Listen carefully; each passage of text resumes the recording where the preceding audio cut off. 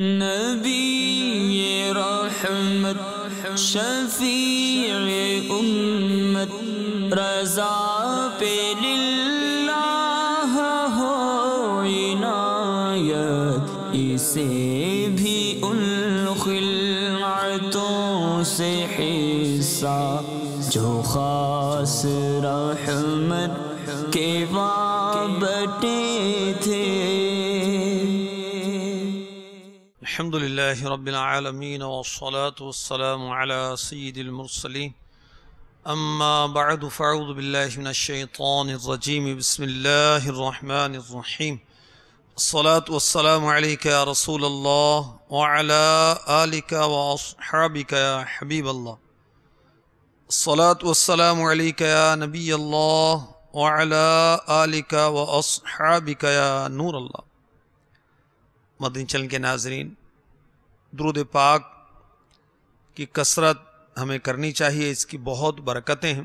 چنانچہ مدنی پنجسورہ میں لکھا ہے، درود شریف پڑھنا نبی رحمت صلی اللہ تعالی علیہ وآلہ وسلم کی شفاعت کا سبب ہے۔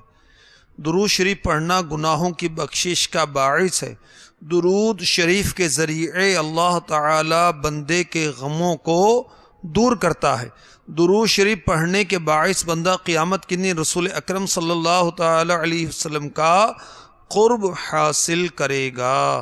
صلو علی الحبیب صلی اللہ تعالی علی محمد وعلی آلہ وصحبہ وبارک وسلم۔ بخاری شریف کی حدیث نمبر 2118 میں ہے، رسول پاک صلی اللہ تعالی علیہ وآلہ وسلم نے ارشاد فرمایا، ایک لشکر کعبہ معظمہ پر حملہ کرے گا۔ جب وہ بیدا کے مقام پر پہنچے گا تو ان کے اگلے پچھلے سب کو زمین میں دھسا دیا جائے گا۔ ام المؤمنین سیداتنا عائشہ صدیقہ رضی اللہ تعالی عنہا فرماتی ہیں، میں نے عرض کی یا رسول اللہ صلی اللہ تعالی علیہ وآلہ وسلم، ان کے اگلے پچھلے سب کیسے دھسا دیے جائیں گے؟ حالانکہ ان میں سے بعض تو دکاندار ہوں گے اور کچھ ان لشکریوں میں سے نہ ہوں گے۔ فرمایا، ان کے اول و آخر کو دھسا دیا جائے گا، پھر وہ اپنی اپنی نیتوں پر اٹھائے جائیں گے۔ تو روز قیامت ہر شخص اپنی اپنی نیت پر اٹھایا جائے گا، تو نیت کی اصلاح بہت ضروری ہے۔ تو اچھی اچھی نیتیں ہر نیک اور جائز کام میں ہمیں کرتے رہنا چاہیے۔ سلسلے میں شرکت کی اچھی اچھی نیتیں کر لیجیے، حصول ثواب، اللہ کی رضا، توجہ کے ساتھ سننا، ادب کے ساتھ بیٹھنا وغیرہ وغیرہ۔ اصال ثواب وغیرہ کی نیتیں بھی کی جا سکتی ہیں، درود پاک پڑھنے کی نیتیں بھی کی جا سکتی ہیں۔ رجب المرجب وہ مبارک مہینہ ہے جس کی 27ویں شب کو اللہ تبارک و تعالیٰ نے اپنے محبوب علیہ الصلاۃ والسلام کو اپنا دیدار کرایا، اپنا قرب خاص بخشا، اپنے کلام سے مشرف فرمایا۔ تو سید اعلیٰ حضرت رضی اللہ تعالی عنہ کے معراج کے متعلق اشعار جو قصیدہ معراجیہ کے علاوہ ہیں وہ ہم سن رہے ہیں، اور اس کے تحت ذکر معراج ہم کر رہے ہیں الحمدللہ۔ سید اعلیٰ حضرت رضی اللہ تعالی عنہ فرماتے ہیں، طور پر کوئی چرخ پہ یہ عرش سے پار، طور پر کوئی چرخ پہ یہ عرش سے پار،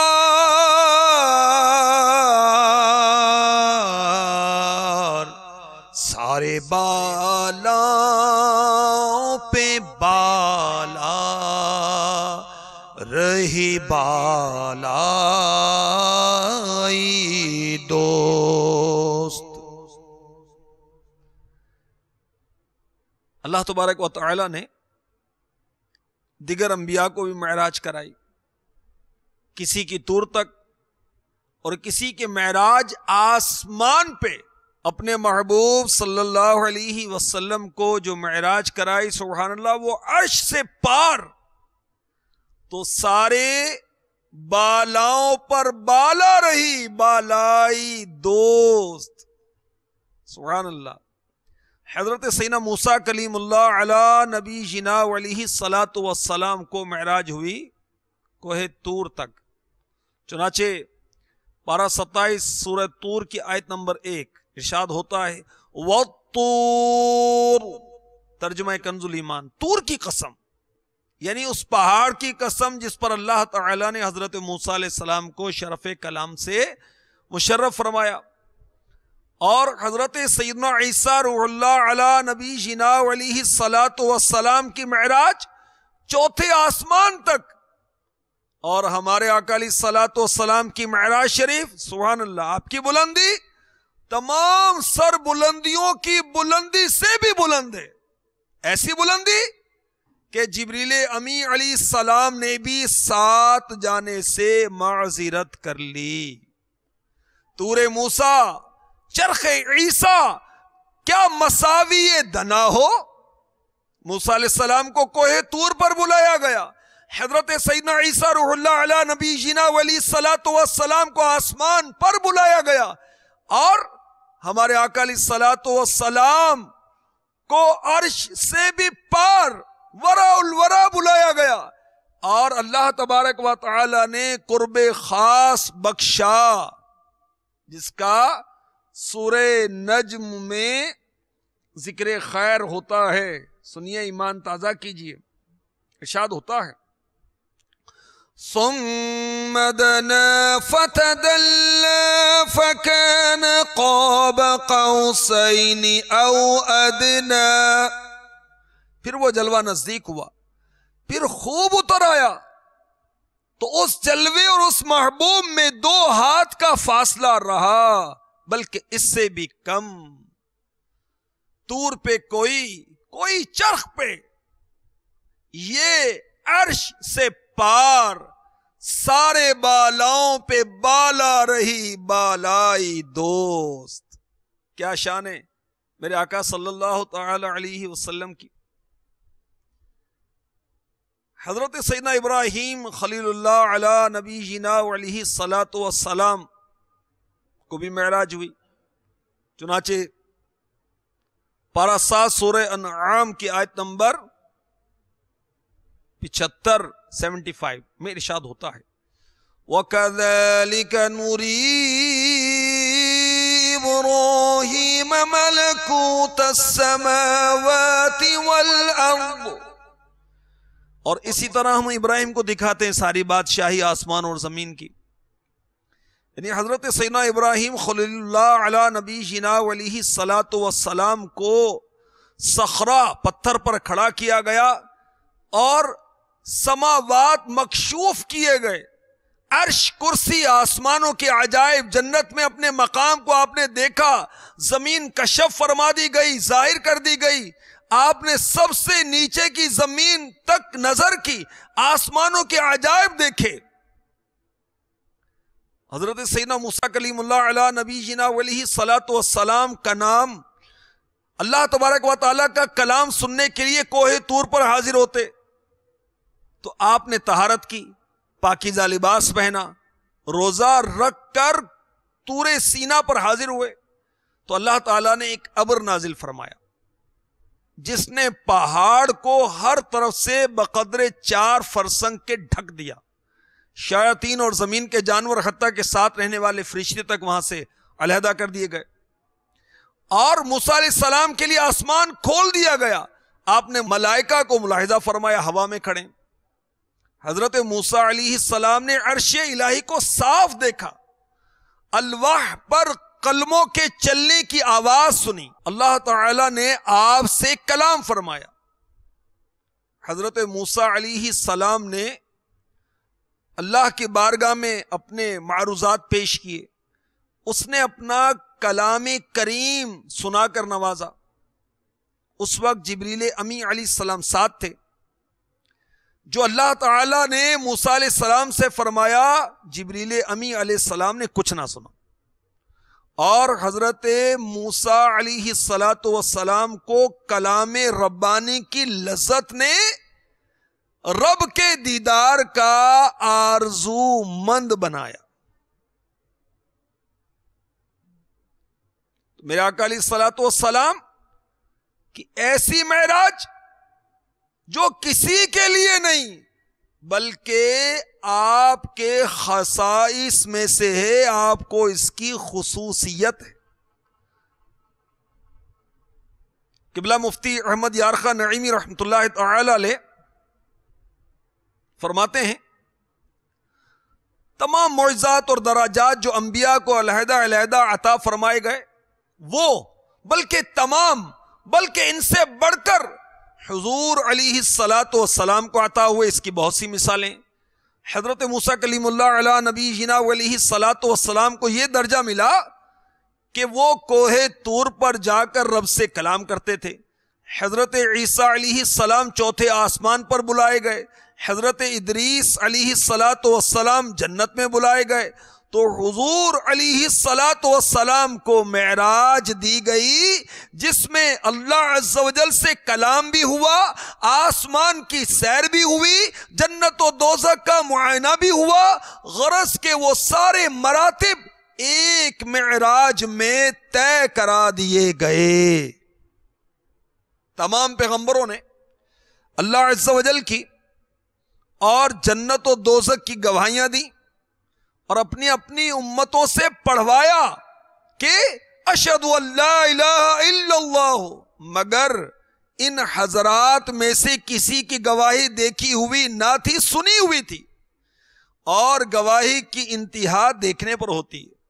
تو ضرورت تھی کہ اس جماعت پاک انبیاء میں کوئی ہستی وہ بھی ہو کہ ان تمام چیزوں کو دیکھ کر گواہی دے، اس کی گواہی پر شہادت کی تکمیل ہو جائے. یہ شہادت کی تکمیل حضور علیہ السلام کی ذات پر ہوئی. حضور علیہ الصلوۃ والسلام تمام مملکت الہیہ کے باعطائے الہی مالک ہیں. اسی لیے جنت کے پتے پتے پر حوروں کی آنکھوں میں غرض کے ہر جگہ لکھا ہوا ہے لا الہ الا اللہ محمد الرسول اللہ صلی اللہ تعالی علیہ وسلم. یعنی یہ کہ چیزیں اللہ کی بنائی ہوئی ہیں اور محمد الرسول اللہ صلی اللہ تعالی علیہ وسلم کو دی ہوئی ہیں. میں تو مالک ہی کہوں گا کہ ہو مالک کے حبیب، یعنی محبوب و محب میں نہیں میرا تیرا. مفتی احمد یارخا نعیمی رحمۃ اللہ تعالی علیہ مزید لکھتے ہیں مرضی الہی یہ تھی کہ مالک کو اس کی ملکیت دکھا دی جائے صلی اللہ تعالی علیہ وسلم. تو جو معراجیں انبیاء کو ہوئیں، حضرت موسیٰ علیہ السلام کوہ طور پر جا کر رب سے کلام کرتے، حضرت عیسیٰ علیہ السلام چوتھے آسمان پر بلائے گئے، حضرت ادریس علیہ السلام جنت میں بلائے گئے، حضرت ابراہیم علیہ السلام نے زمین و آسمان کا مشاہدہ فرمایا، مگر معراج مصطفیٰ سب سے بڑھ کر ہے.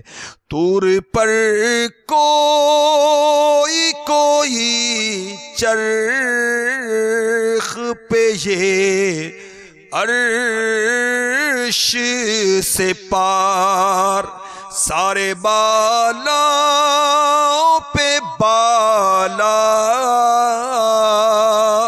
رہی بالائی دوست. فتاوی رضویہ شریف جلد 30 صفحہ 638. سیدی اعلیٰ حضرت علی رحمت رب العزت پیارے آقا علیہ الصلوۃ والسلام معراج کے دولہ صلی اللہ علیہ وسلم کا ارشاد پاک لکھتے ہیں، فرمایا مجھے میرے رب عز و جل نے فرمایا نخلت ابراہیم خلتی وکلمت موسیٰ تکلیما وَآتَيْتُكَ يَا مُحَمَّدُ كِفَاحًا صلی اللہ تعالی علیہ وسلم، میں نے ابراہیم کو اپنا خلیل بنایا اور موسیٰ سے کلام فرمایا، اور اے محمد مواجہ بخشا کہ بے پردہ بے حجاب تم نے میرا جمال پاک دیکھا۔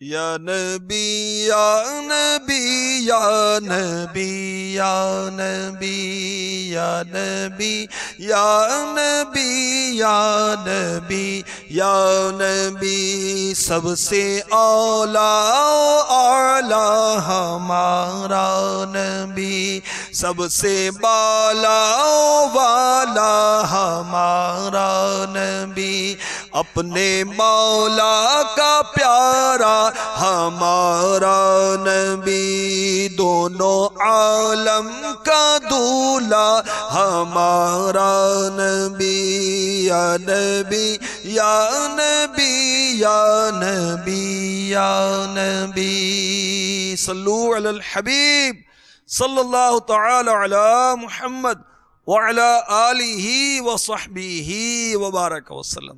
نبی رحمت شفیع امت، رضا پہ للہ ہو عنایت، اسے بھی ان خلعتوں سے حصہ جو خاص رحمت کے وابطے تھے۔